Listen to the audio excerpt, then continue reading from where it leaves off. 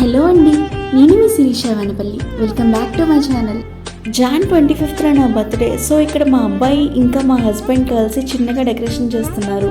Birthday అంటే first చిన్నప్పుడు రోజులే గుర్తొస్తాయి.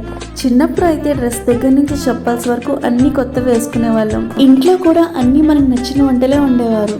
ఇప్పుడు నా బర్త్డే నా చిన్న ఫ్యామిలీతో ఎలా చేసుకున్నానో ఈ వీడియోలో చూసేయండి. హ్యాపీ బర్త్డే సిరి.